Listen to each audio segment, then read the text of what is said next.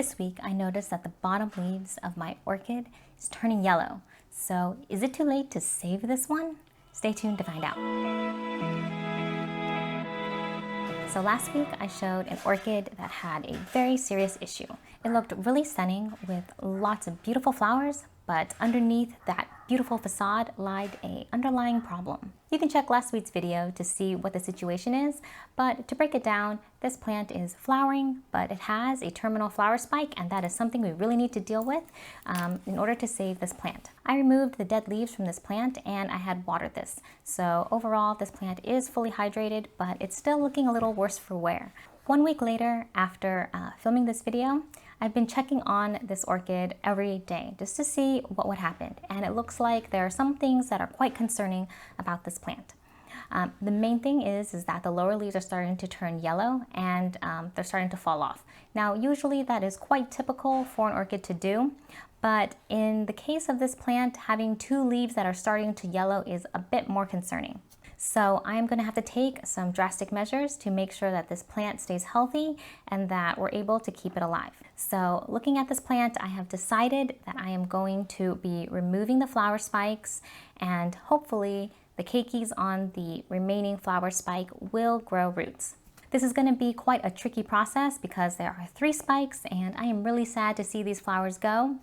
But I know that once I remove the flowers, I can probably use these flowers in a vase and they can last for a couple of weeks. So I still will be able to enjoy the flowers even though they might not be attached to the orchid. So I'm going to cut the spike between nodes.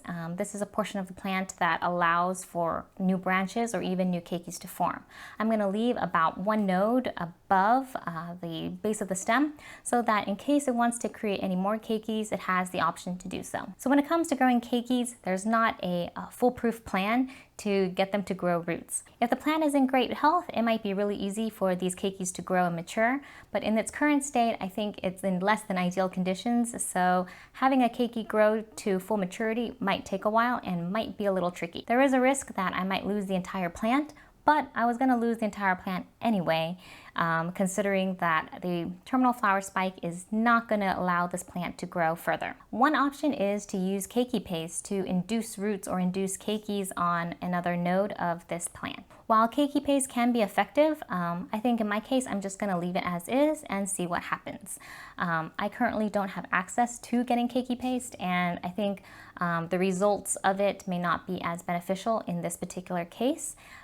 So I am just going to leave it as is and see how the plant will do. Orchids are fairly slow growers, so it's going to take a while to see roots appear, leaves appear, and just seeing an overall maturity of this plant. So it might take a couple of weeks to a couple of months before I see any noticeable difference in the growth of the keikis. However, it might be more noticeable to see how the mother plant is doing during that time frame. So in the next couple of weeks to months, I'm going to keep an eye on the mother plant, because if it continues to lose leaves, to dehydrate, to have any other issues, then I know that the mother plant is going to be declining and I really have to watch for those keikis. It's going to be a race against time to see what happens first. Will the mother plant live long enough for the keikis to grow roots, or will the mother plant be decaying or dying faster than the keikis can grow roots? So that's the situation with this current plant, and I'm hoping that we'll have a happy ending, but we won't know for at least a couple more weeks to months. Thanks so much for all your advice on last week's video.